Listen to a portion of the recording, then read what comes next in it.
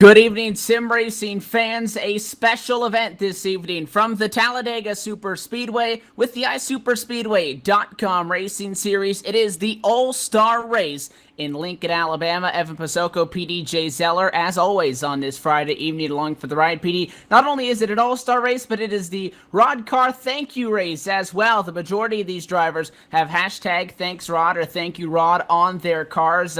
Give it a shout out to league admin Rod Flag. He will as well be our LSRTV in-race reporter along with defending all-star race winner Robbie Roy. It's an exciting night. We have 75 laps and 200 miles on tap, and you can't go wrong with Dega. You certainly cannot, and oh man, all these cars look extremely similar, and it's going to be exciting tonight. Watch me and Evan try to decipher who's who, but definitely big message here tonight. Thank you, Rod. Rod Flag does so much for this league, more than 90% of league owners would do, and it's just incredible what he has turned this into. So everyone is thanking Rod right now, and one thing you'll notice on Rod Flag's car, I haven't seen it on too many other people's cars, but it is another logo that you'll probably see on a few cars tonight. On Rod Flag's hood tonight, you will notice hashtag 3-4Chubs, and it's because, unfortunately, Brandon Chiburko, past league champion, multiple-time winner here, his father has unfortunately passed away. He will not be in this race tonight for reasons involving that and not involving that, as we have made note of earlier this season. But, yeah, definitely big deal heading into this race. A lot of excitement should ensue, and we are getting ready here for all-star race and with two big storylines going into it.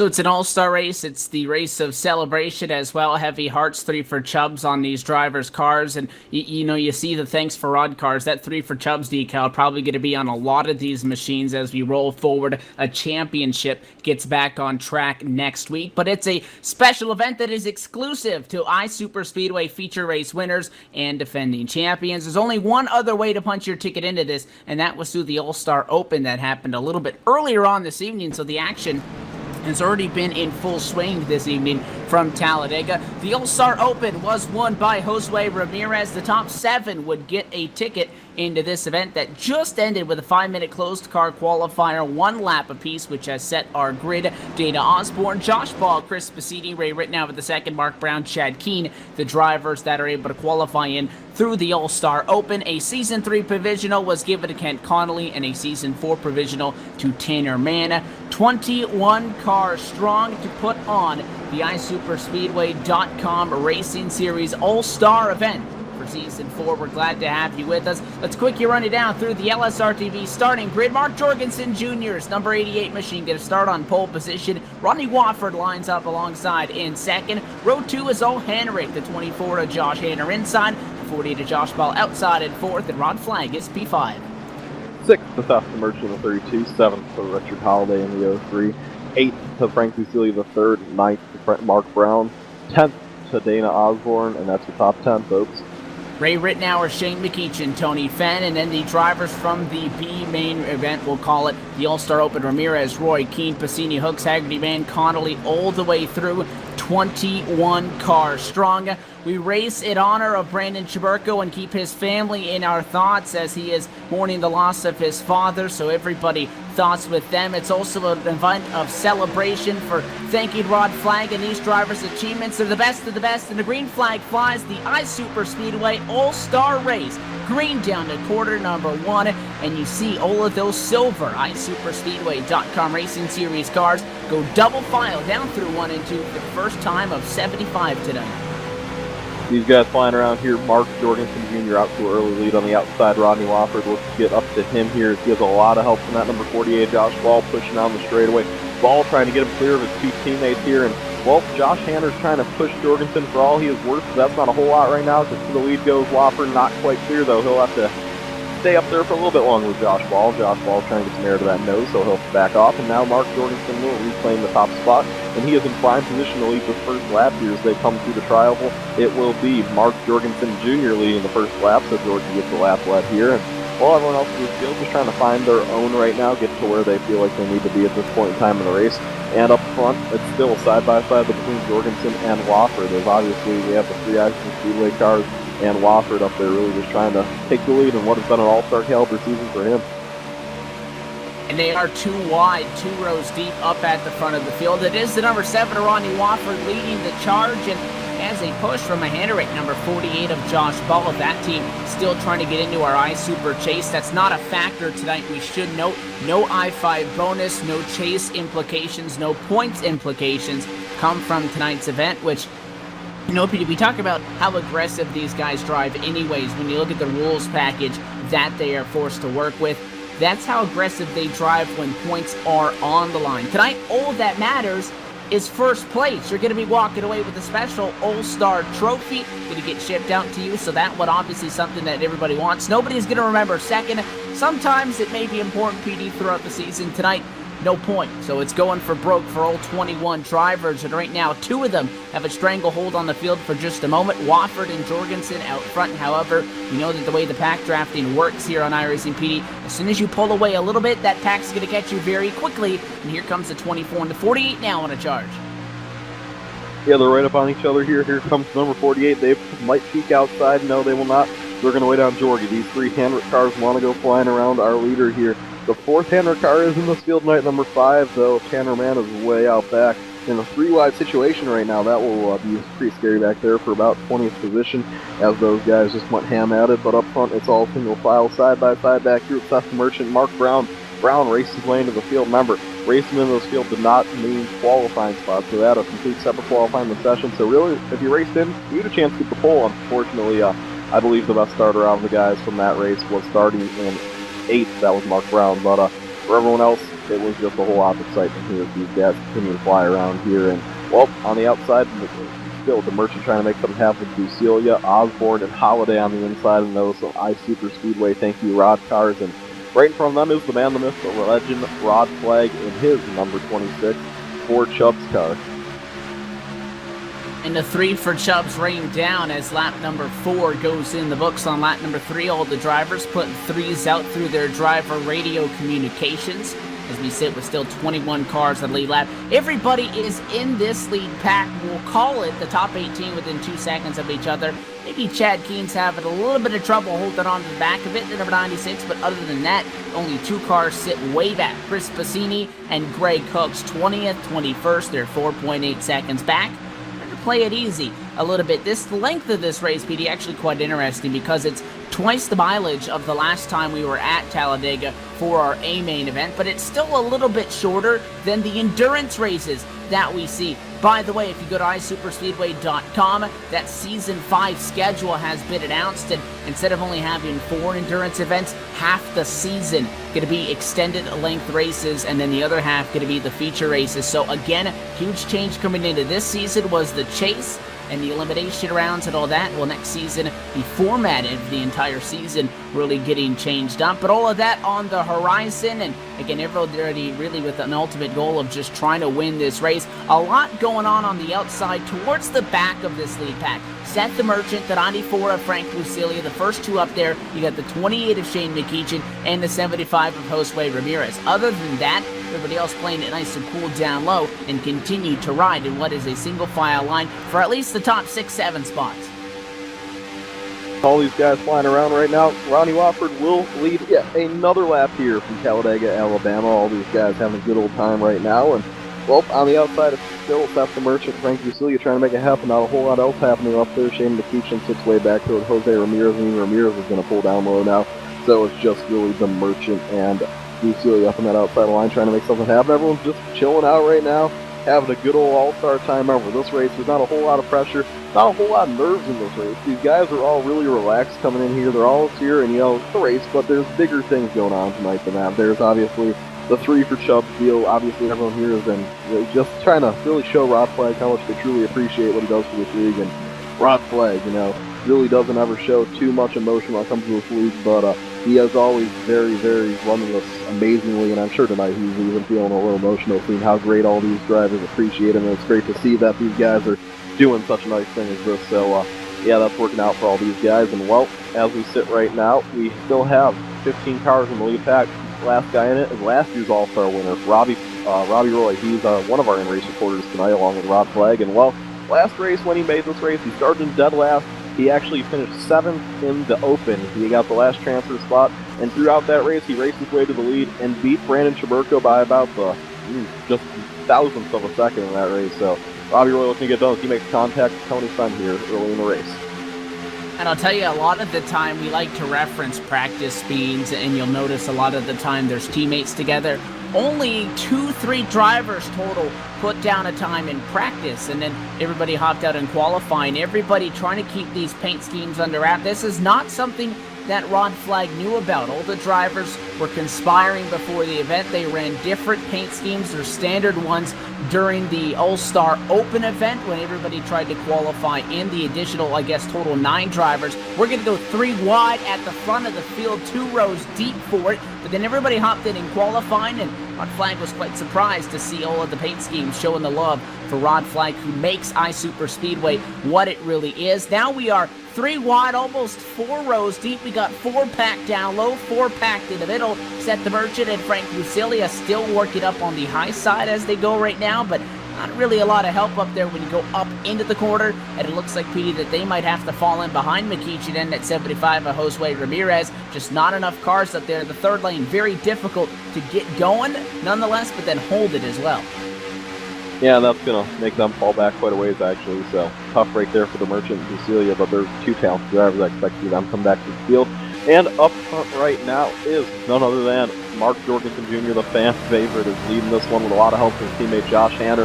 Hanner's pushing him for all he is worth, and man, they are getting real tight on the inside as their other teammate Josh Ball. And Rodney Wofford, well, he can't just the odd man out here as far as teammates go, and he's also the odd man out as far as paint schemes go up here, because everyone else really wanted them Rod Flag paint schemes except McKeechin, who's actually done a good job driving his race to the field from 12th to 6th now. But, yep, up to the top spot is going to go Mark Jorgensen Jr. Does he wait on Josh Hanner? Yes, he will. Of course, he's going to wait on the team owner here, Mr. Hanner himself. Remember, Jorgensen hasn't won a race yet. He still needs to make this chase. He doesn't want to be like last season where he waited till the chase to win, and now everyone's just going to ditch that number 7 machine except Jose Ramirez. The Hanrich boy is going to try to take the lead all for their own here. Can they get it? It will be really close here. It's just going to be Mr. Hanrich and Mark Jorgensen. Not clear! He got the 7 Wofford to the grass. Up, he's in the outside wall. Can he get around him? Oh, the 94, Frank Lucilia goes high. He gets stuck in the fence, but somehow they hang on to the extent that we will not see a caution flag after that 7. You saw I talked about those Hannerich cars, Petey. Josh Ball just was not clear. He wasn't even close.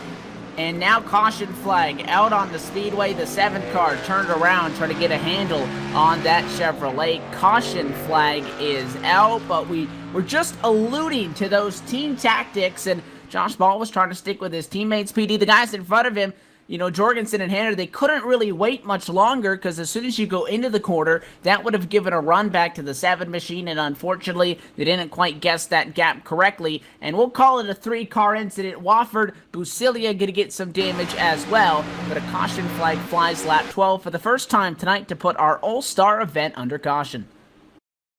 And that right there, that was just man, I don't know what Josh Ball was thinking there. I mean, I get that you're trying to get down with your teammates and all, but there was half a car underneath him. It's not like one of them, well, we call him Haggerty accidents because Haggerty likes he likes coining that nickname. But Josh Ball right there, he wasn't even relative. I just think he must not have been looking in his mirror there because he has came completely down on the 7 and sent the 7 flying into the walls. I watched that a couple more times. And, well, it will be Rodney Wofford who gets the most of the damage there, and he'll have to get his car fixed. And after dominating the early portions of this All-Star race, he is now going to sit dead last on the field in what has been an exciting opening stint. And as a few guys come down pit road, Mark Jorgensen going to come down from the lead. None of his teammates follow with him. Jose Ramirez, Rod Flag, Dana Osborne, Mark Brown, Ray Rittenauer Jr., Tony Fenn, Frank Lucilia, Seth the Merchant, Kent Connolly, Tanner Mann, Chad Keed, and Jared Haggerty. Chris Passini, Greg Hooks, and Rodney Wofford will be your guys who come down pit road. Rodney Wofford's going to have to use his one reset to get that car to stop crab walking, and Tony Fenn really overshot his pit stop here as he backs down pit road. And this is going to be the first caution flag period of the night. And, well, when it happened, it wasn't too big, but the big one still lurks around the corner as these guys have really went at it in the early portions of this one. 5 cars staying out, them being Robbie Roy, Richard Holliday, Shane McKeechin, Josh Ball, and Josh Hanner here as we continue in this one. We had contact on pit road, 2 major players in this one, Tony Fenn and Seth the Merchant. Fenn's number 78 was on the far right side of the racetrack like you're supposed to be, on the right side of the white hash marks on pit road. He was, however, not doing the 60 miles an hour that they are allotted to. So Seth the Merchant went to the bottom to try to pass him, and 78 tried to come into a stall, and Tony Fenn cut the nose off of Seth the Merchant's car. Those two drivers making contact. Seth was able to drive away, get in his stall, get off rather scot-free. Fenn had to actually back it up, pull into his stall. He is back out on the racetrack right now. Got a quick fix, which for those who may not be that familiar with the iRacing.com sim, you basically come in, you get a brand new race car. So Tony Fenn back out there, however, damage on his number 78 machine proves that even in an all-star race, PD, and even at a super speedway, not only can some fuel strategy, even tire strategy be a factor like we're seeing on this first swing of caution flag pit stops, but as well, even some trouble down on the pit lane. Normally, we talk about how difficult it is to get her down from 200 miles an hour and be able to get onto the pit lane entrance, but pit road can also be equally as treacherous, and you saw right there. A lot of issues, obviously, for a lot of guys here, and well, sometimes you just can't win every battle, and all these guys are just gonna keep fighting on here, and some guys, they'd use the resets, obviously, but for our leaders, they're smooth sailing. It's gonna be Josh Hanner, Josh Ball, the two Hanrick cars, followed by Shane McKeachin, the guy who just came up short a little bit last season. Championship had a rough start to this season. Really needs to get a win under his belt here. I mean, tonight would be great, but doesn't count for points. He really needs a points win. Richard Holiday in fourth, and fifth, last year's winner, Robbie Roy, as we're going to get another lap here under pacing. And, well, our top five is looking stout. They're the five who stayed out. Jorgensen first off pit road. He'll restart sixth. He's going to have a long way to go, though, but man, it's great seeing all these similar paint schemes out here tonight. Obviously, a lot of things going on here. Just a lot of excitement in this race as we continue through with it. If you look back at Chris Passini, Greg Hooks, back in the pack, those cars run 18th and 19th. A good example of the paint scheme that all of these drivers are running tonight. It has Thank You Rod on the hood, and as well, the 3 for Chubbs on the right rear and the left rear quarter panels of those entries. A lot going on tonight, but we talk about hardware.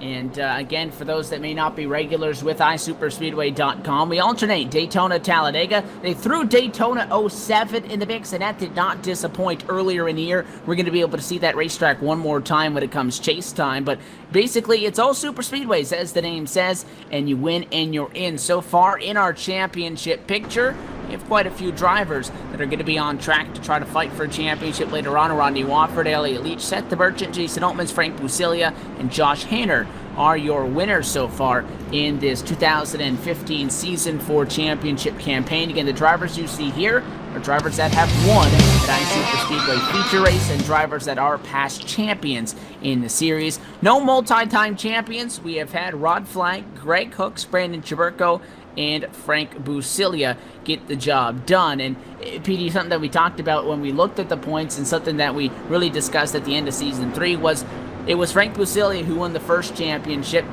Brandon Chiburko came home second. Then Brandon Chiburko went on to win the Season 2 championship over Rod Flag. Rod Flag would then go on to win the Season 3 champion over Greg Hooks. So if the pattern continues, Greg Hooks should be our 2015 Season 4 champion, but that's still a long ways away. Tonight it's about fun, and it's about showing off the talent of these drivers. And you saw it when we were 3 wide up the front of the field, all 6 of those cars having the special paint schemes on them. And we expect nothing less here. Lights go off on top of the iRacing.com. Ford First Mustang pace car. Restart coming up with 60 laps to go. Feels like it just got rolling, and 60 laps is still quite a good distance, but these laps really starting to tick off now. It is going to be an all Hanrick Motorsports front row. Josh Hanner will be the control car. Yeah, Josh Hanner's looking forward to this restart, obviously. Hanrick's looking real stout. They have Jorgensen back in 6th. Tanner Mann making improvements on his position. He's all the way up to 11th in number 5. Thank you, Rod Flag, iSuperspeedway.com machine. If you want to sign up for iSuperspeedway, go to iSuperspeedway.com as well. Sign up on the iRacing page. Very important to do that. They have a long waiting list. I've talked to guys who've been on there for months, and they said still haven't come up to them yet. So if you are ever thinking about racing here, sign up in advance, because it could be a while before you get in. Obviously, Rod has to review each guy, and he's going to have to wait for someone to want to leave the league, and who would want to leave this league before he can let someone in. So if you want to join iSuperspeedway.com, sign up, because it's a long waiting list to get into a prestigious league like this, but obviously I'm sure eventually there will be a place for you, so better sign up. But as we get ready for this restart, it's all about Hanrick on the front row here as the Ford First Mustang, driven by Brett Rhode Island, is going to pull off the racetrack. and Josh Hanner and Josh Ball, the Hanrick boys, will lead him down here. So Josh Hanner goes to the tri-oval. He is waiting on that green flag to drop, and Josh Hanner is going to put his foot on the accelerator. Coming through the tri-oval, green flag in the air. These drivers have gone in the way. The outside went a little bit better here, but Ball probably wants to get in line with his teammate here. And you see sometimes they'll communicate the 24 may back off a little bit to let the 48 in line. Not going to happen down to quarter number 1. So they're going to be side by side. Outside has the 48, the 03, 88, and 75 in support. The biggest challenge that these guys on the outside always face is they need cars to be able to support them. Sure, the two-car tandem works, and it only works for a limited time until you can't keep pushing down in the corners and whatnot, but the outside lane, really, the more cars you have, the better chance you have of actually making up some headway. And a little bit of a connection issue there for the 03, stalls out the push from the 88. That means the 48's not getting any help, and just like that, the inside going to go back in the positive. Henner now pulls out in front, and that's going to move the 28 to Shane McEachin, who started in 12th, already all the way up to 2nd. Another big mover, defending winner of this race, PD, that 14 machine of Robbie Roy, back from 15th, already gained 12 spots. He's 3rd. Yeah, Robbie Roy doing a good job so far as Holiday and Ball try to make it happen up top, but good moving so far, and Holiday's going to go low, leave Ball all by himself up there. Holiday obviously having his perennial connection issues here, as I like to call them, because he's just had them connection issues forever as these guys continue to fly around here.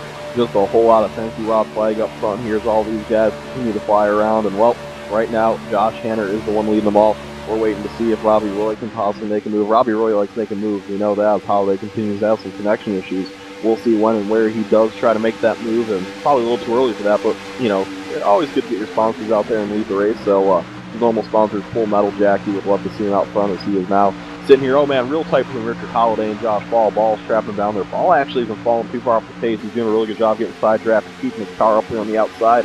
I mean, but there's only so long you can do that. Him and Holiday make contact. He turns Holiday hard. The 03, saw that one coming. Terrible hit. Yes, oh man, Holiday is still spinning, and that was once again, the 73 spins in the aftermath. Mark Brown, just another misjudgment there by Josh Ball. He completely came down into the 03 trying to slide draft him. The 43 comes down and turns the 03, but I'm not going to fault Josh Ball with that, because that 03 lagging and continuing to have those connection issues may not have even been there on his screen. He did come down, and he was not clear of the 88. That, again, his teammate right behind him when we're referring to the 48, and that's kind of what issued the contact, but Richard Holiday turned into the outside wall. The 73 machine involved in this as well. Mark Brown gets a piece of it. He collects the 7 of Rodney Wofford, who picks up a little bit of damage, but it's going to destroy the right front of that machine, a track that is so aerosensitive of Talladega. But we were watching a little bit of those connection issues. That's one thing you have to deal with at a sim, is blinking in and out. And, well, when you have that, that's a situation like this is something that could easily happen, and we might have to mark that one up as a connection issue. Josh Hanner leads, though, at the Talladega Superspeedway, the number 24. Thank you, Rod Chevrolet. Going to pull up behind the iRacing.com Ford First Mustang pace car. 20 laps into the iSuperspeedway All-Star Race on LSRTV. Under our second caution, we'll step away for just one moment.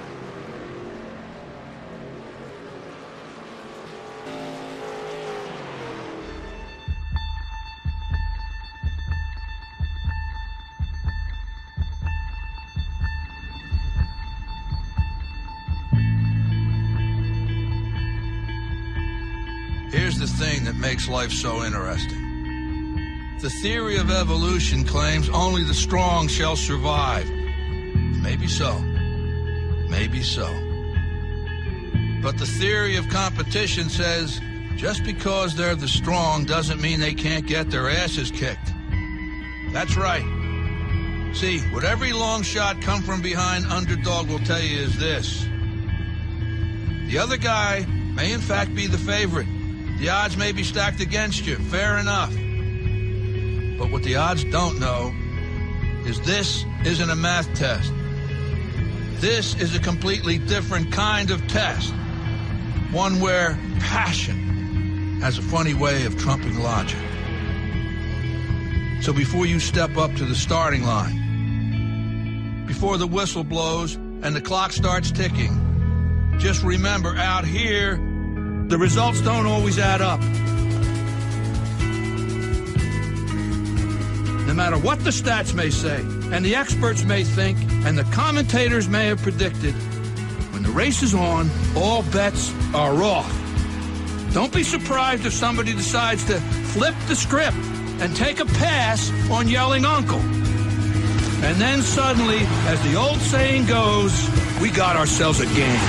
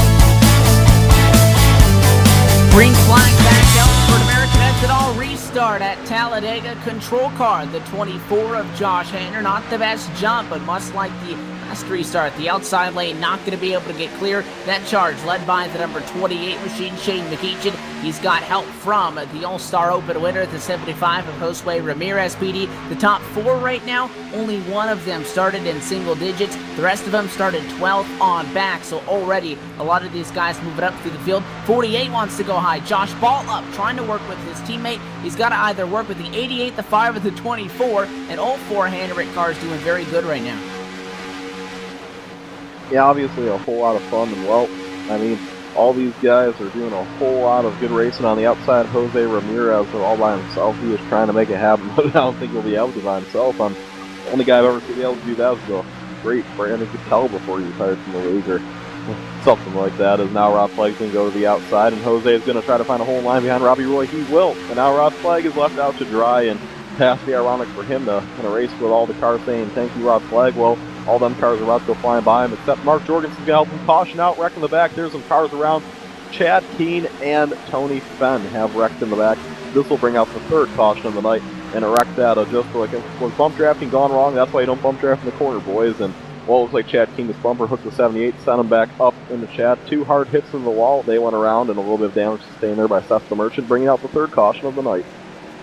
Yeah, Seth gets door slammed. The 7 just avoiding really getting torn up, and that damage to the 7, damage to the 94 as well. So multiple cars involved in this one, but Tony Fenn indeed getting the brunt of that impact. And they were getting right to the point where you can push on the straights, and more importantly, the way that these super speedways are set up here in Talladega, you can't push in a tri-oval, but you can push on that short chute from the exit of 4 to about the pit road entrance, and then pit road exit or so out of the tri-oval down to corner number 1. Well, it's very tricky, Petey, because if you don't time that well, then you're not getting a whole lot of momentum. What these guys try to do is they fall off to the point where they get to that bumper right when they come off the corner. They were just about at that point, and very small misjudgment there, obviously with that contact, and just hooks him right around, bounces up into the outside wall. Now, Tony Fenn got that damage on pit road earlier with Seth the Merchant, so both of those drivers that would have been able to come down and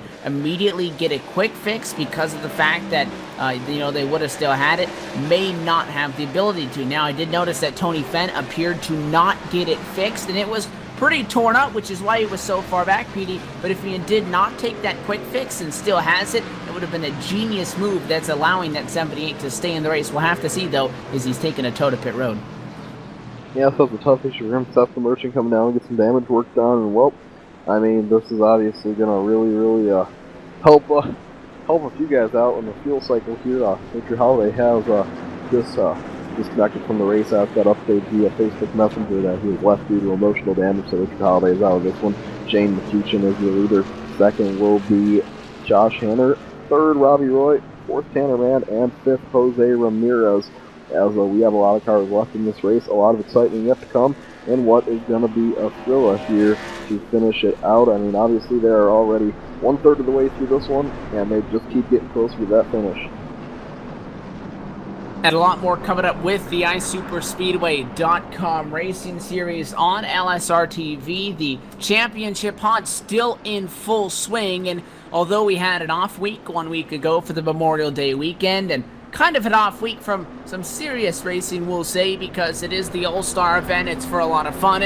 We go back to business next week right here at Talladega. 47-lap A-Main for feature race 10. We head to Daytona for a feature, back here for a feature, and then the Draft Heart 300 later on the 26th of next month for the final race in an endurance event here for 113 laps, the final one of the regular season.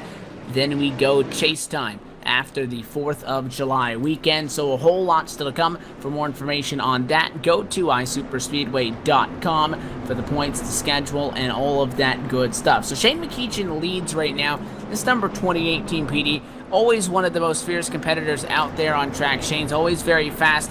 However, he, as I was sitting there right now, hasn't quite had the results that he's wanted as far as the win category. He's one of our drivers that is in a spot where he's not high enough in points. He needs a win to battle for a championship. Now, a win tonight won't really help him in that regard. Maybe give him some momentum, but, the 28 showing what he can do. Mark Brown continuing to get lap backs here as all these guys getting ready for an all-star restart here, and well, it's going to be an exciting one for sure.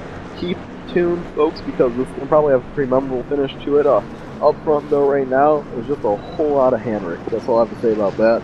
Shane McEachin in the lead is not a Hanrick car, neither is Robbie Roy in second, but in third, Hanrick. Fourth is, I believe, Jose Ramirez, which is a Hanrick affiliate. Fifth, Tanner Mann.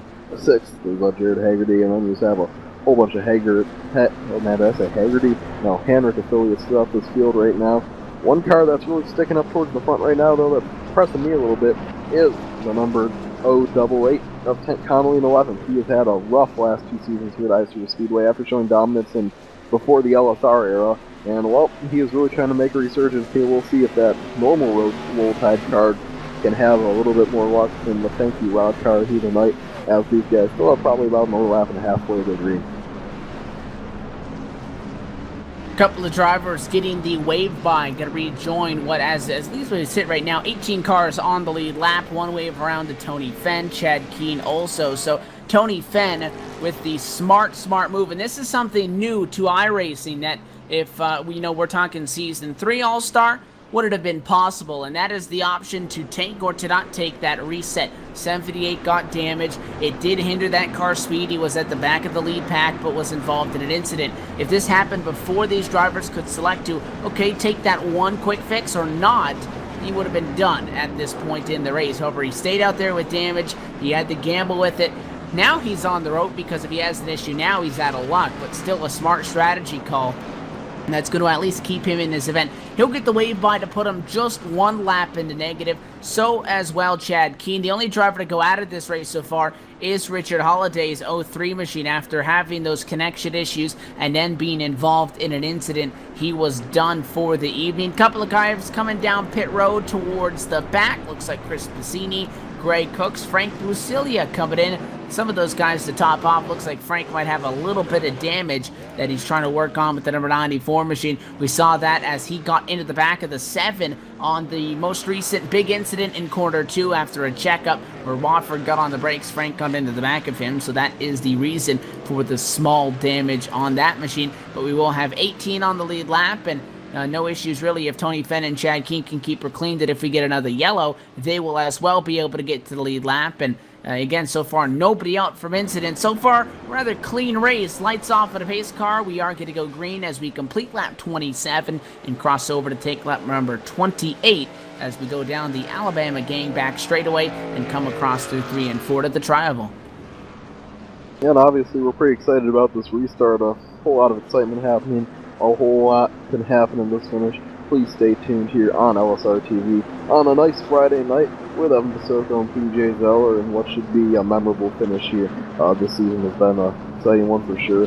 And well, as this is coming down to the end of it, we expect to see some exciting things as Shane McEachin currently out front. Really would like to return to victory lane even if it's an all-star race. I mean, obviously, everyone in here wants to return to victory lane in the all-star race, and it's a big deal, the all-star race, so we'll see what comes of it as they round turn 4. Shane McEachin, Josh Hanner, Robbie Roy, Jose Ramirez, the Open winner. Remember last year, a guy from the Open won, not the winner, the guy who finished 7th, still our Open driver won last year. And 5th from a provisional is Tanner Mann, as the pace car is going to pull off. Ford First Mustang leaves the field at the hands of Shane McEachin. McEachin gets ready to put his foot through a floor, and as they come throughout the tri-oval, pacing around at 80 miles an hour, these beasts are about to be unleashed. As now the green flag waves and they are gone and away. Good restart for the inside line. Yeah, McEachin leading that bottom charge. Ironically enough, the control car has struggled compared to the outside lane on the last couple of restarts. Advantage to the number 28 Toyota Camry down on the bottom. He's got help from Robbie Roy. How about the 5 machine running real good right now? Tanner Mann has struggled in recent weeks. That machine, a top 5 car at the moment, but everybody else in front of him. Jared Haggerty continuing that charge in the field. That driver started 19th to 6th right now. And again, the comers and goers, I guess, that sort of mentality to this race continues. The top 7, still only one of them started in single digits, and that's the driver that leads right now. The 24, Josh Hanner, started 3rd. He leads out of 4. Has a challenge, though, up high from Josue Ramirez. The biggest mover is that 5 car, who's about P6, but the outside push coming through the tri-oval is going to put the 75 car to the point. Josue Ramirez, if he gets clear, does he leave the 23? Yes, he does. Jumps down in line to lead the bottom lane, and Josue needs to drop back and get some help. Thinking maybe that 14 of Robbie Roy will work with them, and he will. Those 2 drivers going to get something going up high at a 2. Yeah, teammates there, not too surprised we saw them work with each other. Robbie Roy and Jared Haggerty on BBM, they're trying to push each other. Here they go. It's going to be Jared Haggerty going around. Now he is going to get a lot of help from Robbie Roy.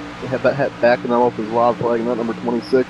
He is really trying to get them a hand, but Jared Haggerty, after what has been a rough 2015 Season 5 campaign for him, or Season 4, he's really looking to take the lead here. And Jared Haggerty is going to take the lead in the All-Star race. And lead a lap, Jared Haggerty has had a rough season, but he's not going to let that get to him. Out front is now Jared Haggerty. Does he wait on Robbie Roy, or does he let Jose Ramirez get right back to his door? He's going to let Ramirez get right back to his door. And, well, he's going to have to wait another lap to take the lead, because he and Roy might get a good run, though, there. The top 2 on the inside are separated. Roy and Haggerty are right hooked up here. Haggerty's going to have to make a decision, though. I don't think Roy's going to get clear. Actually, Roy might get clear because Josh Hanner's really undecided. And they are clear. Almost.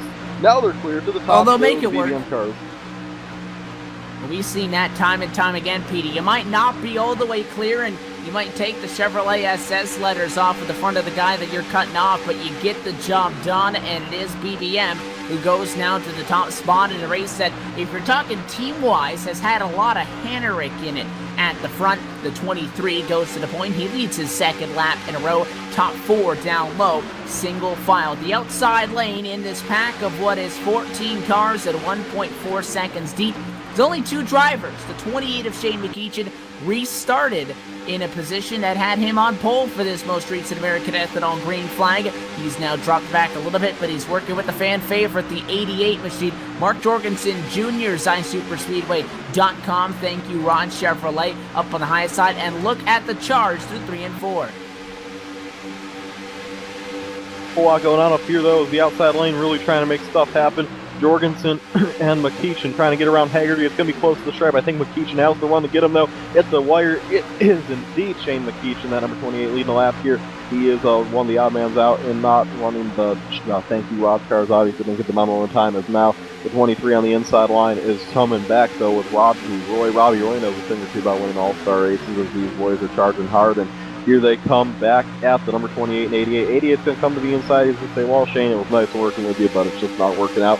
And Mark Jorgensen should be able to advance to the third here as they go flying around Shane McEachin, who's partnerless in the outside lane. He should be able to pull down low, and he does. And now, obviously, all these guys are just going to chill out for a moment while Jared Haggerty continues to lead the All-Star race here from Talladega. And here comes that 24 trying to get back to the point. Mark Jorgensen Jr., by the way, he said that mostly everybody inside the top 10 were drivers that started pack to pack. That was in part due from that pit strategy that we saw a little bit earlier on the first caution flag, where a lot of drivers came in, but a couple of them stayed out. Well, this 88 is absolutely flat flying and going from outside the top 8 on the restart to third, but he's the odd man out right now. 23-14 working together. He's going to try to break up the tandem of the 28 of Shane McEachin, the 24 of Josh Hanner. It's going to work. Those two guys have to stay behind him, and that outside charge goes from 2 strong to 4 strong. Close call there. Josh Ball and teammate Josh Hanner. But he hangs on, though, through 3 and 4, and now I'm really starting to get racy out of quarter number 4. Here comes Jorgensen on the high side. Jorgie racing back hard here as he is just flying on the outside with a lot of help from McEachin. McEachin trying to get him the help he needs, but was not able to quite get it to him. Either way, Jorgie is going to hang up on that outside lane, and he is just going to try to take the lead. Can he do it? No, he cannot. It's going to be Jared Haggerty hanging on in the All-Star race, trying to keep the BBM banner flying high in the All-Star race. They won it last season with Robbie Roy, and Elliott Leach pushed him to that one. Maybe Robbie Roy will push his teammates to this one. We'll see what happens. Roy obviously hungry to win, but he will not be too sad pushing Haggerty still early in this one, though. Obviously, a lot still to come in this one, as these guys are still just flat flying right now. A lot of excitement here, as now Robbie Roy pushes Jared Haggerty to the top spot a little bit more. Not a whole lot happening out high, and it will be Jared Haggerty who continues to lead laps around the speedway as they are getting closer and closer to another cycle of pit stops here. Whole lot of excitement going on, but what it is right now, just I guess you could say a calm Talladega Speedway for what we normally come to expect, but expect that to change momentarily when these boys get to really racing. Speaking of getting to really racing, here comes the Wicked All Sports guys, Rodney Wofford and Seth the Merchant, and the other 2 Hanmer cars of Tanner Mann and Josh Ball flying up the rear. Those drivers just a little bit off at the top 7 that make up that lead tandem, and then you have everybody else back, the 5, the 7, the 32, the 48, as you said, quickly approaching him. All of these guys pack the top 11 within 0.6 of a second of each other as they work at a quarter number 4. We still do have a couple of guys that drop back, something that we talked about on that first run, but you do have Greg Cooks, Chris Passini, Frank Busilia. These 3 drivers, 16th through 18th, 9 seconds back and trying to stay out of everything. Kent Connolly's all alone in 15th. Don't think that was by design, because he doesn't have any help there, and with this new draft model, very difficult to be the last car in a group and hang on to it. So essentially because of that fact, that car in trouble if this is an elongated green flag period. But up front, the outside outnumbers the inside. 4 up high, 3 down low, and everybody trying to push on Mark Jorgensen Jr. 2 Hannerick cars in there. Shane McEachin in the middle of it all. BBM down low. Great fight out of 4, but because the inside lane not hooked up, I think that 88's going to get her this time by. And Mark Jorgensen will take the lead, and the fans are on their feet. The 88 Junior is taking the lead here at Talladega, Alabama, from Jared Haggerty, and now it is Mark Jorgensen Jr., the fan favorite, out front, just flying around right now in his thank you Rod flag car, as he is going to take that away from Shane McEachin, who's trying to help him on the outside.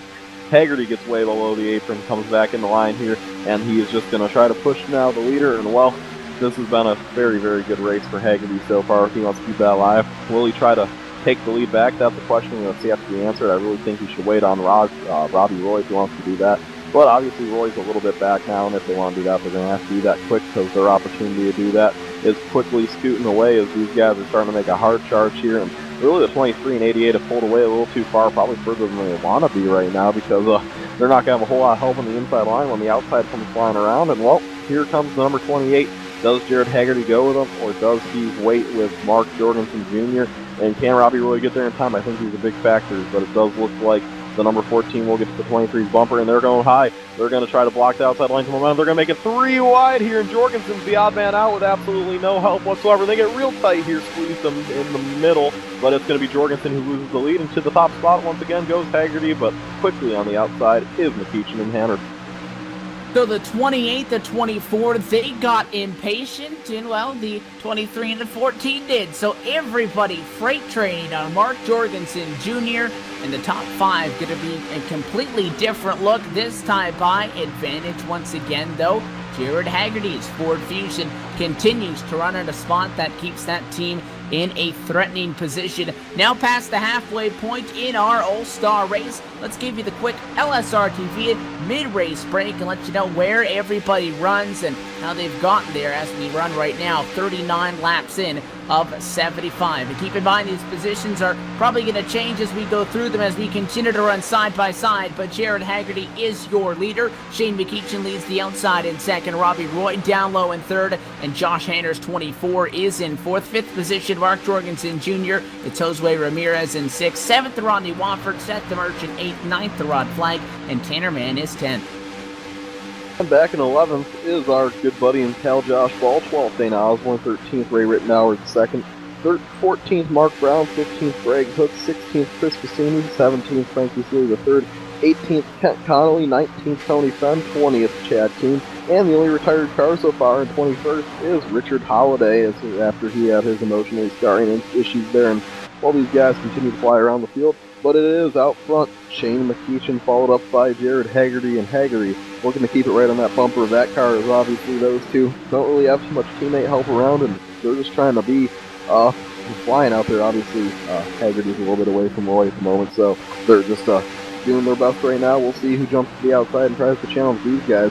But Shane McEachin, he's used to running up front in big races. For Jared Haggerty, this is a big deal for him. He has had so much rough luck this season. I'm sure that 23 driver's just ecstatic right now. He's sitting in second in the All-Star race. And we are past halfway, 35 to go in the iSuperspeedway.com All-Star Race from Talladega. We're past halfway on LSRTV, and as we step away for a quick moment, we'll go LSRTV non-stop. Shane McEachin leads.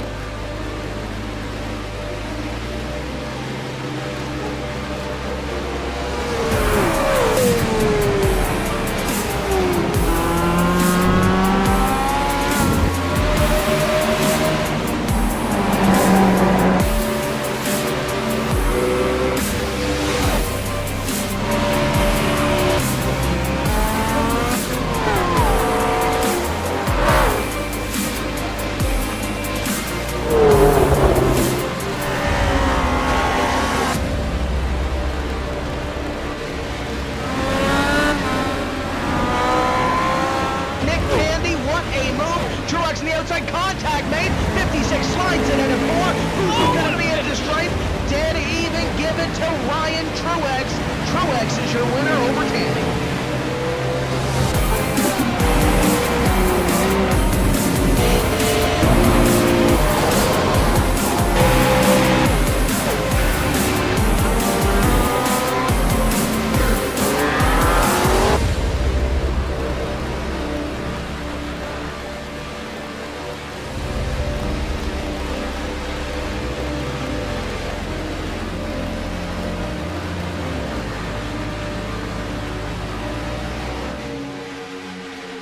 Still green in Lincoln, Alabama with the iSuperspeedway.com All-Star Race on LSRTV. Evan Pasoko and PDJ Zeller up high above the Talladega high banks, and it is still intense action up at the front of the field. The Henrik boys up high working together, and they're going to get the top spot back. And remember when we left you, the 88 had gotten freight trained. Well, he goes back to the top spot, gave it to Mark Jorgensen Jr. Him and Josh Hanner now lead the bottom, and they have let Seth the Merchant out with no help. This 32 machine PD has not been up front a little bit. Now making a charge up high, but unless somebody jumps up and help him, he may go way back because there's 11 cars in this lead group.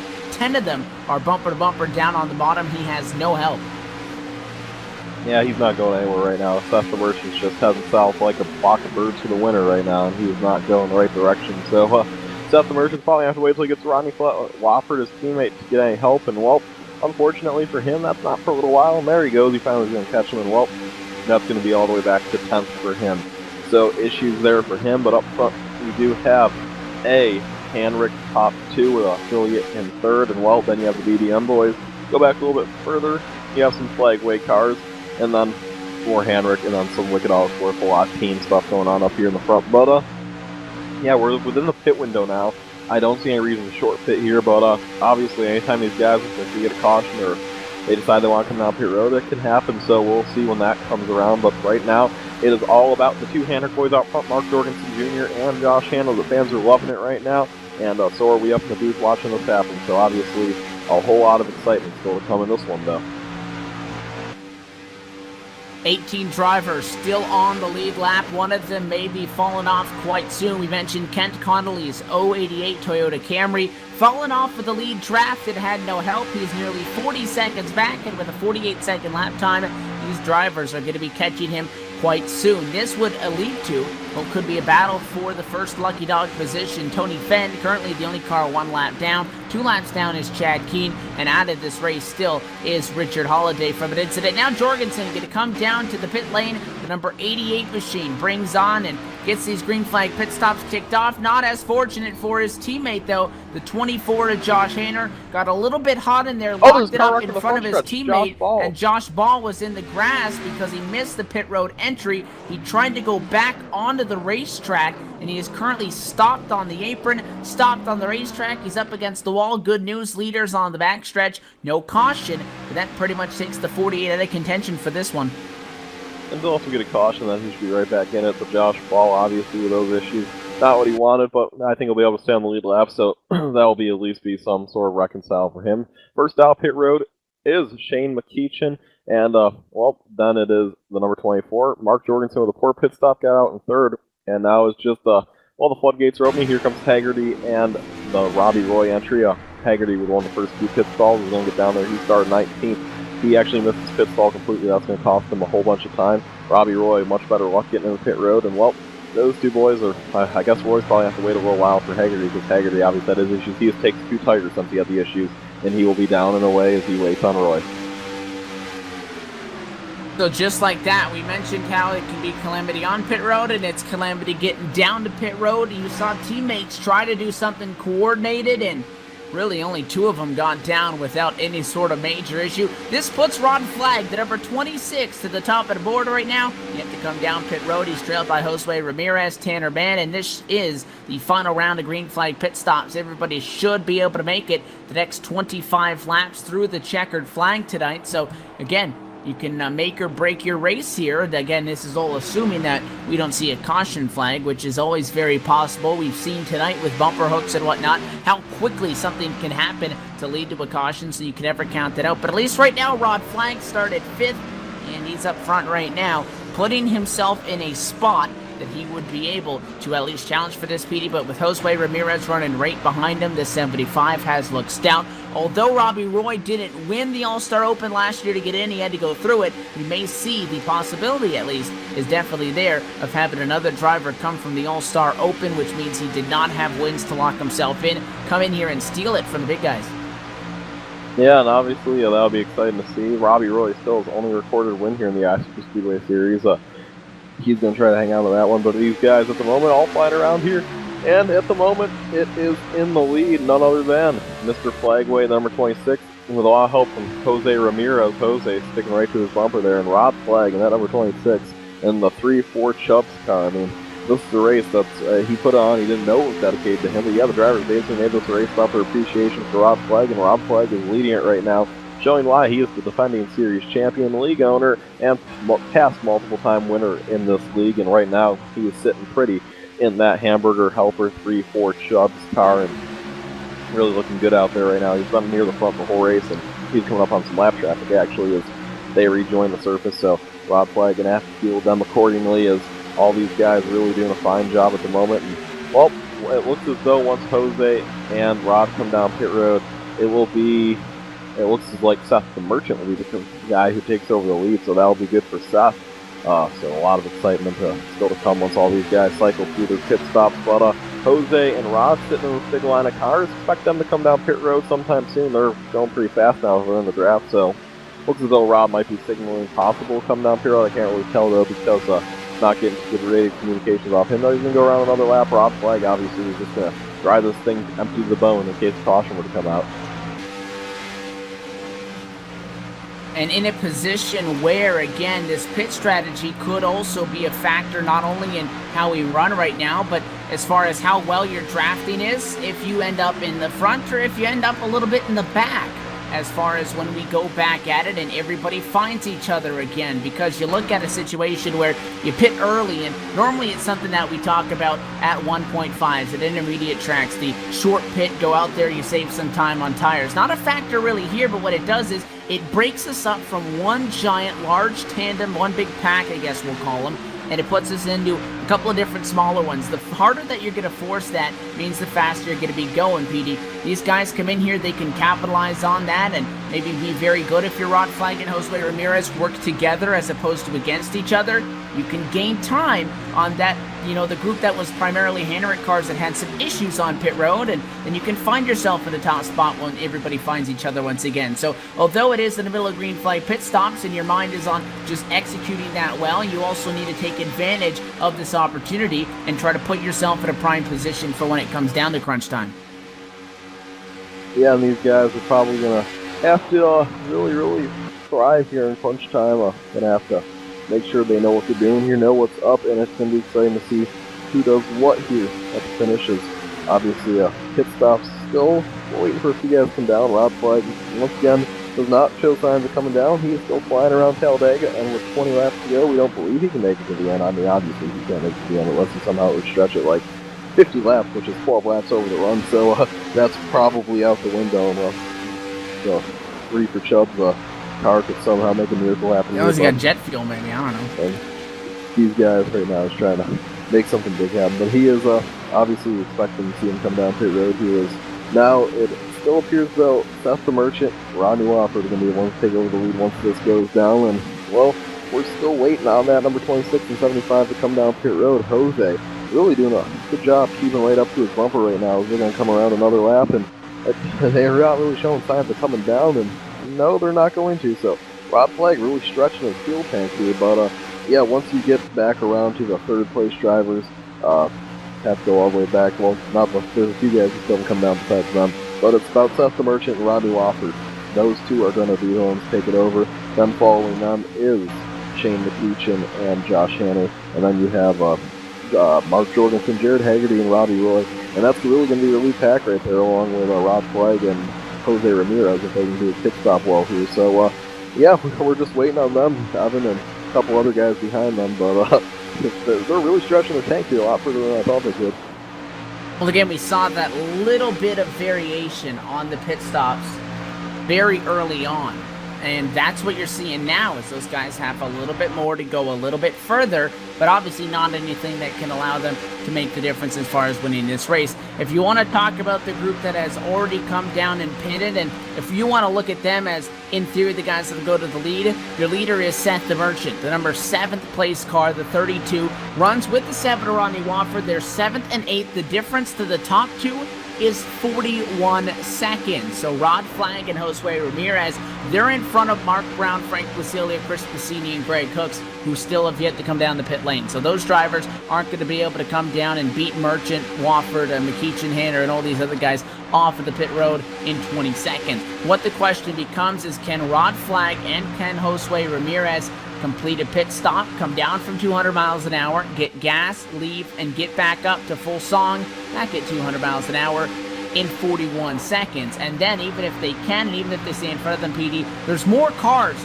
that have already pitted. Shane McEachin going to go to the outside. He's going to challenge Seth the Merchant for 7th. He has help from Josh Hanner. So that's 4 cars there. Throw the 88 in there. There's 5, 6, 7 cars in this group that has already pitted. That would give them a little bit of an advantage over those 2 cars if they work together and if they're able to catch them. We've seen so many times tonight the 88 lead 1 lap and then be 8th the next time around. If those guys find each other anywhere near each other really after the cycle stops, it could be anybody's game. But keep an eye on that interval of 41.1 seconds, now 41.2, to maybe get a little bit of an idea of who's rolling a little bit faster right now and working that draft better.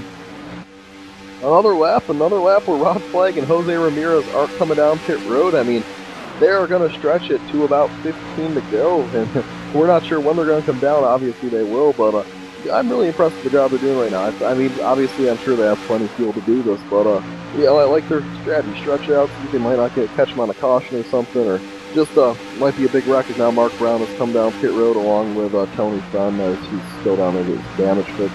But yeah, so Mark Brown has come down pit road, and now we just wait on Rod Flag, Jose Ramirez, Frank Lucilia the third, Chris Bassini, and Greg Cooks. So that will be the pack we will wait on to come down pit road.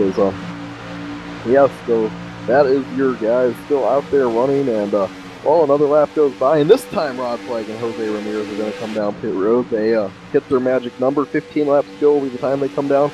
Rod Flag slows way down the pit road speed of 60 miles an hour. He's going to have to drive all the way down to his number 5 pit stall.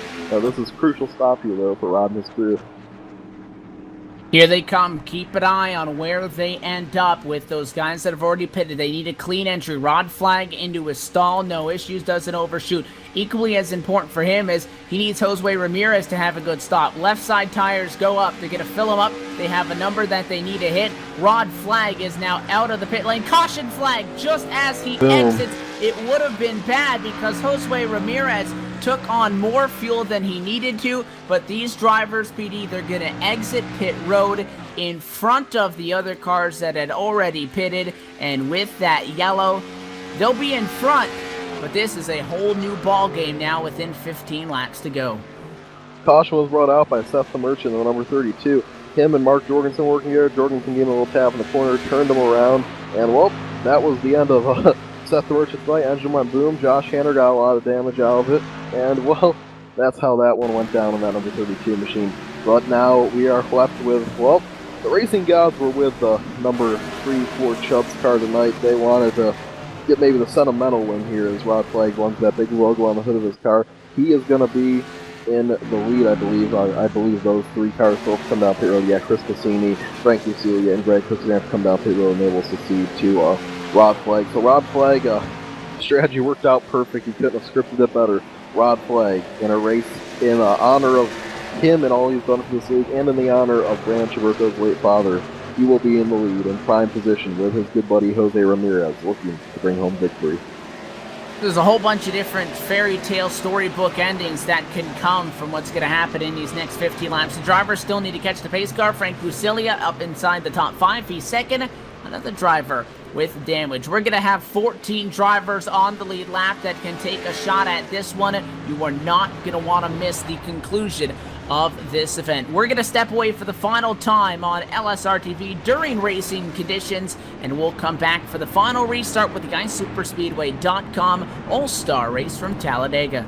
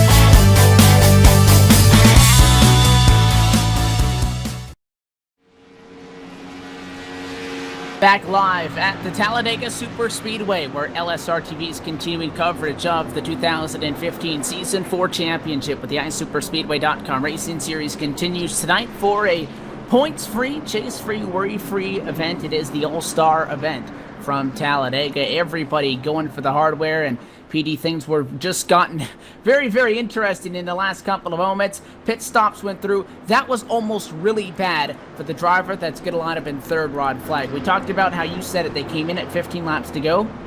Jose Ramirez took more than 15 laps of fuel. Rod was all by himself leaving the pit lane, so that caution, I think, absolutely saved that 23 car, or 26 rather, for getting freight trained and being all by himself. Yeah, he probably wouldn't have been able to latch on to the draft, but obviously wouldn't have been in the lead, so he would have had some sort of issue not to fight for. But Rod Flag now is going to be in third, and, well, I guess Chris Passini and Greg Hooks think they can make it. I don't know what to say to this. They're going to have to stretch about 55 odd laps of fuel, and when the fuel tank is about 38 laps, they're looking to not quite double it, but they're looking to really go a long way on a tank of fuel with only one caution. I mean, they're really stretching the imagination here. I hope they're just betting on this to be a wreck fest at the end, but Chris Passini and Greg Hooks, I mean, you have to do big things to win big races. I guess this is what they're doing here, and I can't say I necessarily agree with the strategy, but I get where they're coming from, and well, I just have to say, I hope their cars aren't running too much under those cautions. They have a whole lot of fuel to save if they want this to work. Last time those drivers were on the pit lane was lap 26 up at the front of the field. So they're trying to stretch this fuel cell, nothing short of 49 laps or so. And, we talk about an A-main event at Talladega. Last time we were out here, it was a 100-miler event, and we didn't have to worry about fuel there nearly. So it may be possible, and this caution is huge for these drivers to make sure that they're riding in a high gear, clutching it, if not even shutting those cars off completely, trying to save fuel, PD. Wouldn't be surprised, I guess I should say I'm not surprised that we're seeing this strategy, because there's nothing to lose and there's nothing really to gain from playing it safe. Greg Hooks and Chris Passini, they could pit and they'd be back maybe 15th, 16th, 17th position because of how far back they were from Rod Flag, how close they were to the group that had already pitted. I like the call. We'll see how it works out. It may not work, and they might run out of fuel and either just fall out of the race or run out of fuel in the middle of the pack and wad them up, but I like the gamble. Yeah, I guess you got to gamble every now and then. It's just so much fuel to save. I mean, that's saying, like, game's a quick map. That's like 11 laps right there, and saying that they only have 3 laps of caution. They're going to need probably about 11 laps of caution to save that much fuel, because you can save arguably about 1.5 laps per caution lap. And we'll just see what they can do. So hopefully that doesn't end horribly for them. And I guess worst case scenario for them would be to still be up front when they run out of gas, and that would just make complete catastrophe. I can almost guarantee if they don't get another caution, they won't make it. I hope they wouldn't, just for the sake of iRacing's fuel here, because there would be definitely some odd scenarios if they made it. But we'll see what happens here. These guys are going to be leading them in. Rod Flag, I'm sure, wants to get around them quick, and so will Jose Ramirez, so we'll see how these guys get it done. And the number 31 and 98, those two are getting ready to lead them down. It is going to be all about Chris Passini now. A new driver to the league, finished third in the finale in 400 laps here. He is now really starting to make a name for himself in this league, and as the Ford first Mustang pulls off, or, well, hopefully not for them the last time, hopefully for everyone else the last time we were getting ready to go green. Chris Passini is out front, still clutching that car now. He has to let off the clutch. He has to restart the race. And here they come, and the green flag is in the flag man's hand. And now it will drop green flag in the air. Good restart for Passini, good restart for Hooks, and we are back underway at Dega. The outside mounting a charge once again, but still they can't get clear down into quarter number 1, because you're going up 33 degrees of bank, and on the high side down low you can almost use it as a ski slope and gain some momentum. But this is for all the marbles. 18 cars, 9 rows deep of 2 wide racing down the Alabama gang back straightaway for what could be the final restart on the evening, and it came right at what was 10 laps to go in this event. The 31 car on the inside of the bottom lane, Chris Passini, wants to win this after starting in 17th. Greg Hooks, who according to our, our statistics and our skepticism, should win the championship after coming second last year. He wants his first win on 2015. He's on the high side. He's got help from the All-Star Open winner. A whole lot of storylines up front, and right in the middle of it all, Rod Flag down low, second car on the bottom and fourth. Yeah, these guys flying around here right now. Chris Passini is doing a good job. And, well, it's going to be Greg Hooks now. So remember, the top two cars lead both lanes right now. We don't know if they're going to make it on field or not. There's not another caution. Can't really see making it, but we will see what comes of that. I've been wrong before in the past, and here we go. Greg Hooks is now taking over the top spot. Does he wait on Jose Ramirez? No, he does not. And door contact there between Ramirez and Passini, but that will get all worked out. And now the two cars with questions on fuel are leading this one. When will Rod Flag jump to the outside lane? I think he needs to. I mean, if I were him, I would definitely jump out there right now to get around those guys, but he is not. Now Jose Ramirez has to rely on an unlikely counter partner. The number 23 of Jared Haggerty gets way outside, is going to lose that spot, gets touched, and they're going to hang on. Jared Haggerty loose, and he is going to save it, but he's going to lose all spots. I don't know how he saved it, and it was contact that got it started off that probably could have been avoided after the 8 machine kind of pushed that 23 out of line. They checked up and contact, and somehow Jared Haggerty did not spin in front of that entire pack of cars. They hang on to it. We stay green. Evidently, Haggerty's machine not really going to be all that competitive anymore, and that broke things up just a little bit at the front, inside with the advantage by 2 car lengths. Jose Ramirez, who leads the outside charge, got a little bit of damage in that exchange.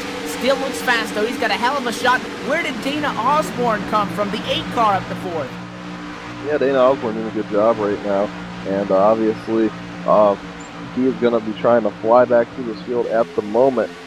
So here he comes on the outside with Jose Ramirez. Jose Ramirez has a lot of help from him, and now they have Ray Rittenauer, who's also come out of nowhere right behind them. And Jose Ramirez, with just under 7 laps to go, is going to go the lead with a lot of help from Dana Osborne, who follows suit. And now Ray Rittenauer Jr. is trying to come up there. Ray Rittenauer II, as he prefers to be called. And now we see another tandem from the outside, last year's winner. Oh man, Ray Rittenauer gets way loose. He gets turned into the... Oh man, he's around hard. Big wreck here. Caution out. We're going to have like a 2-lap show as they continue to pile in afterwards. Big wreck afterwards. Robbie Roy's motor's blown. Frank Bucilia's motor's blown. As everyone has to fly around Bucilia. It was just big jump here late in the All-Star race, and what's going to provide us with a 2-lap shootout as Rittenauer's hopes suddenly die. 5 cars involved in that one, if you're talking about how many of them are just scrapped and are going to be going to Dale Jr.'s little car collection. It started, as you mentioned, with the contact. It was the Reebok Pittsburgh Penguins number 21 machine who gets turned first. That was Ray Rittenauer. He was getting pushed by McEachin, and again, just that little bit of bumper hook down to the bottom. Turned it around, went up to the high side, and it was head-on contact there. He came down. Robbie Roy got windshield damage. I mean, the 94 damaged as well, and then they wrecked him in when they came back, trying to get around everybody. The 28, the 94, the 48, the 14 lost his engine, as you said, and that melee is going to bring us down to pretty much a 2-lap-to-go restart or so. Going to be right in that ballpark to close this one out, and you thought that 10-lap shootout was exciting. Wouldn't be surprised if that 3-wide from earlier returns, because they're going to be going for absolutely everything, and they're not going to have anything to lose when we turn them loose once again. Yeah, we have 2 cars that are questionable on fuel up here, Chris Passini and Greg Hooks. I still don't know if they can make it. I'll be surprised if they do, but we'll see what comes of that. As now the top 2 are going to be Jose Ramirez, who raced into this one on that win in the Open, so that was obviously good news for him. I mean, Jose Ramirez just made it happen in that race, so Jose is going to be sitting pretty. And of course, in second, you got the guy who finished second in the Open. Right now, it's just the Open results for the top 2. You got Dana Osborne, so he is going to be trying to make his way up there. And obviously, for Dana, this is a big deal for him. Same with Jose. These 2 are going to... Remember, Jose's a part-time driver. He would be big for him to win the All-Star races with just 5 laps to go now. And, well, we're going to find out who takes home victory. Third, questionable on fuel, is going to be Greg Hooks. Same situation goes for Chris Passini in 4th. And the guy who everyone dedicated this race to in 5th will be Rod Flag in the 3 for Chubb's car. 6th will be Rodney Wofford. 7th, Mark Jorgensen Jr. 8th, Chad Keene with an excellent comeback in this one. 9th, Josh Hanner in the number 24. And around our top 10 will be Tanner Mann in the final Hanner car, as we are getting ready here for what should be, well, that's going to be a barn burner here to finish this one out. Lights are still on top of the iRacing.com Ford First Mustang pace cars, so we continue to pace, and now's the moment, PD, where we've talked about how there have been, at points in this race, teams that have run strong with each other, teams that we have seen working together. Pretty much a lot of that is going to cease once we get the green flag once again. There is no handing out 2-3 trophies if you and your teammate do good, and you congratulate him, you'll be happy for him if he wins, but you don't get anything. You're not, kind of satisfied with a good points day. Only position that matters in this is the first spot, and that's if you finish atop the board. So I feel like some of these group, and you'll see guys, teammates work together, and then you also see people who aren't teammates, PD, but we see they tend to draft well together and they work together week in and week out.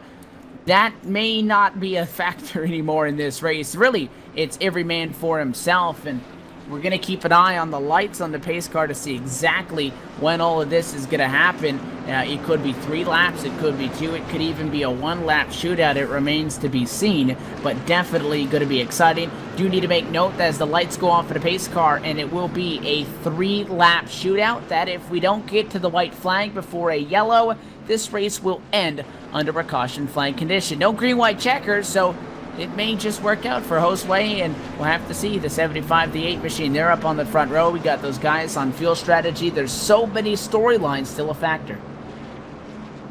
Yeah, well, here we go.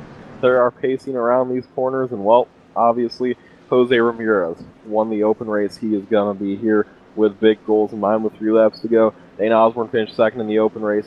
He is obviously having the same goals as well. Greg Hooks won the race of the finale race of won the final race of last season, made it into this race on that win right there for second in the points. He is close on fuel. We don't know if he can make it or not, but he obviously has big goals in mind. Chris Passini finished 4th in the open. He is close on fuel, but he has big goals in mind.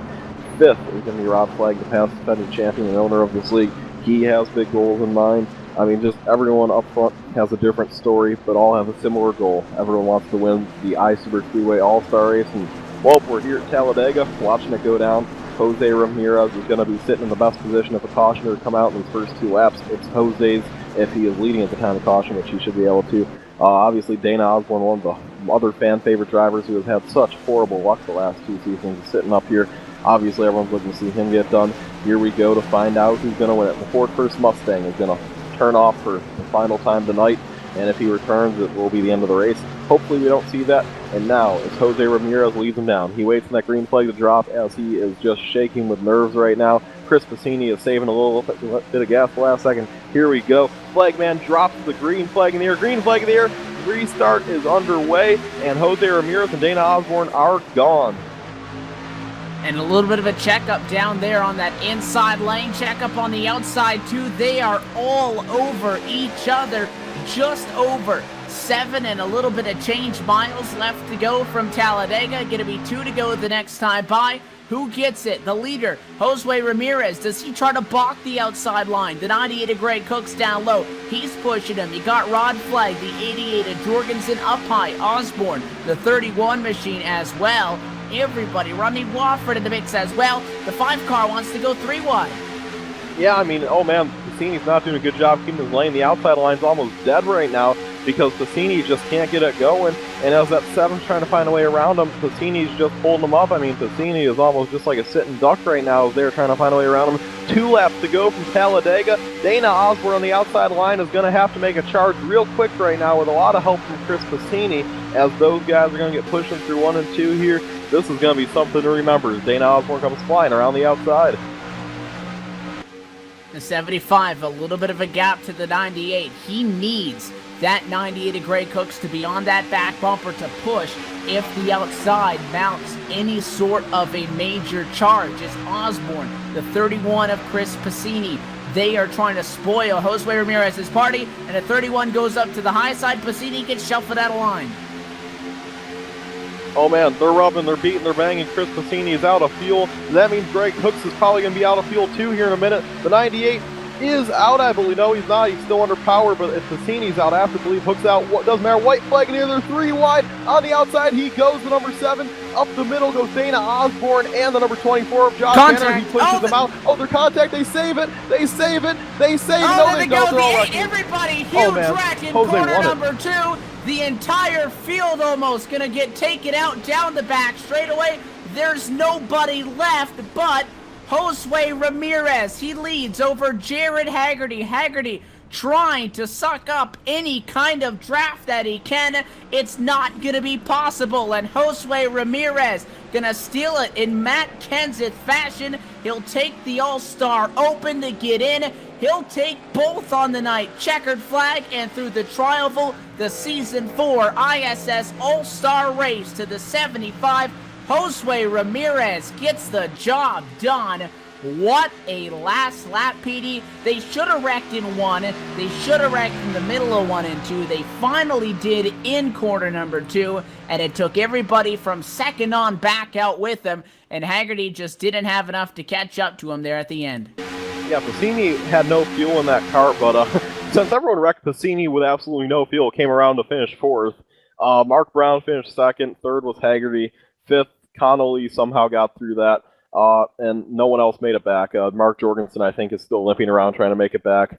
Well, that was something there, but it is Jose Ramirez who wins it. And there were 7 cars left on the track at the end of it when we came to the white flag with 20. So it's Jose Ramirez. He won it. This is the first time I think we'll ever have to interview him on LSRTV, and what a better fashion than winning the All-Star race for 2 straight seasons.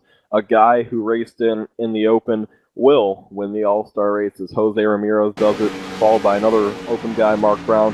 3rd, Jared Haggerty. 4th, Chris Pacini with no fuel. And 5th is Kent Connolly. He'll burn it down and celebrate for the 2nd year in a row. The drivers that didn't have the wins, they didn't have the trophies to lock themselves in, play spoiler, and it's Josue Ramirez who sweeps the night, takes home the All-Star Open to qualify in, starts 14th, and hangs on as the big wreck ensued on the final lap to take home the checkered flag. He is your winner of the 2015 Season 4 iSuperspeedway.com All-Star Race. We'll talk to him, Brown Haggerty, and get you set for the championship that gets back underway next week right here in Lincoln, Alabama. Step away for the final time, the post-race show on LSRTV coming up in just a moment.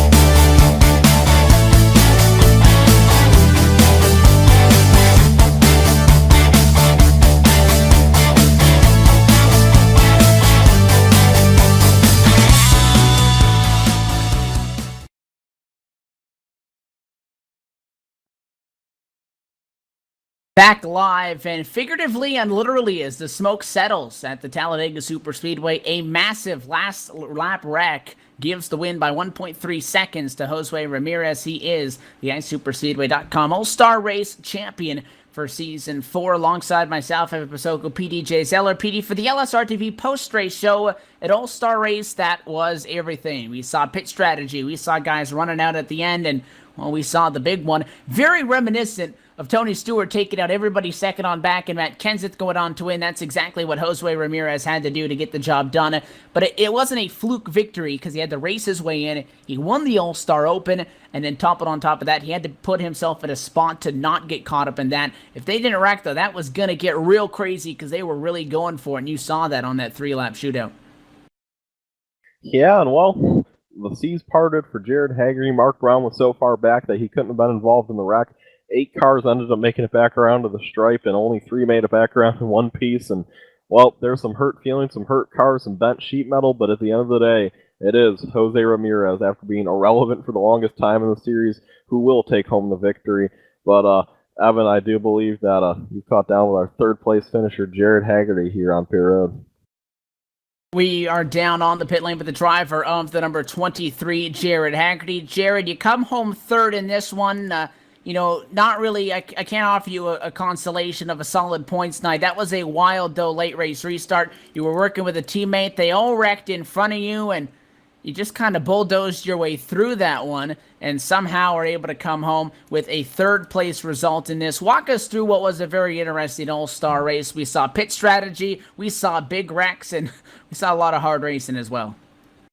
Well, the initial goal was to just stay out front the whole race. I mean, I got to give it up to Robbie. He's the one who made all the good calls tonight. Unfortunately, Elliott wasn't able to be here tonight.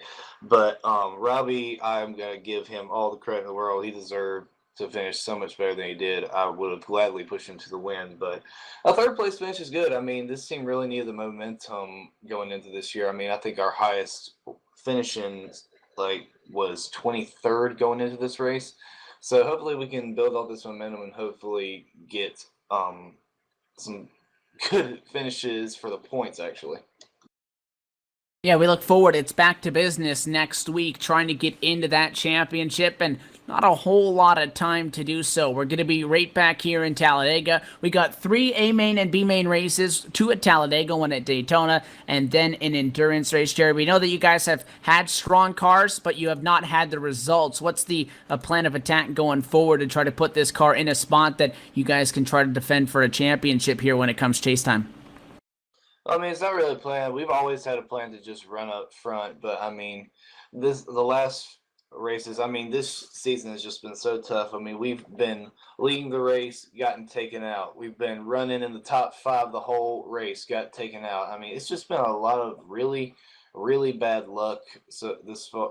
And we just really need to find a way to not get in the wrecks. And I mean, once that's done, I think we're going to be pretty good for the rest of the season. And oh, by the way, next week, I should let y'all know, I will no longer be sponsored by the ECU Pirates or the Power Rangers Dino Charge anymore.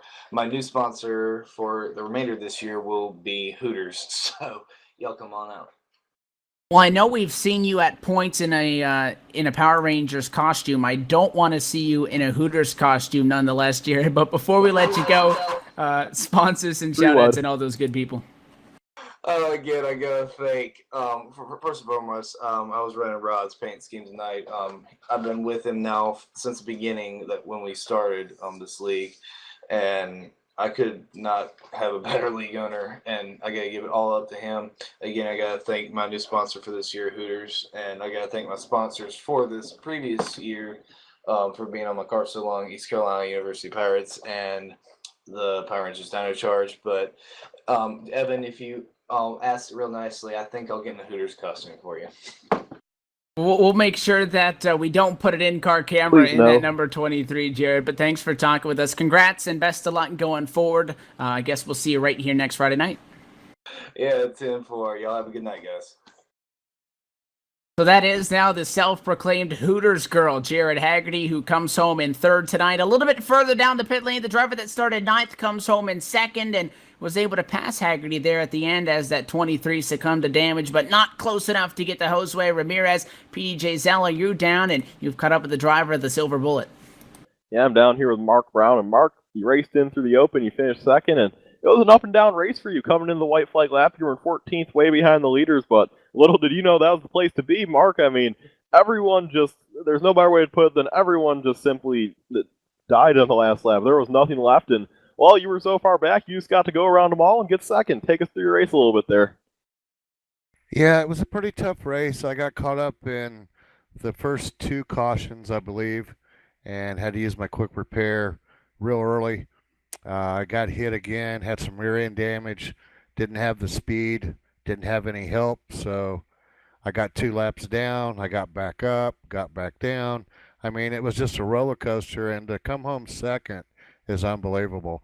I finally made the right move when everybody was crashing to the right. I went left, and I was able to get through. Well, obviously, this is not a points event, and second in this race doesn't mean a whole lot, but for a momentum and self-esteem wise, this obviously has to be big for your crew moving forward. You guys come home with a clean race car, and obviously some positive momentum heading into the future point races.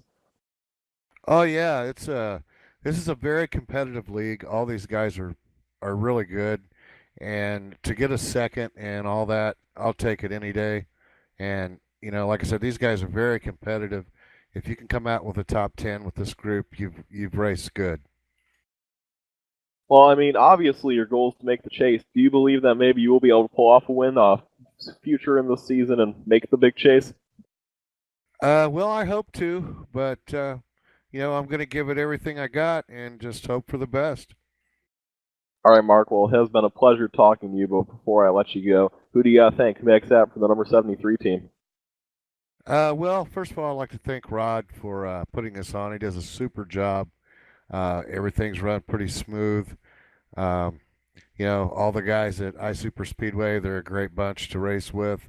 And for you guys to watch the broadcast after the race, it's pretty awesome. So hats off to you guys, too. All right, well, thank you for joining us, Mark, and hopefully we get to talk to you more in the future.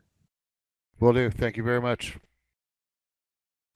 Meanwhile, down in Victory Lane, Evan Pasoko has caught up with the big winner of them all, Jose Ramirez, down in Victory Lane.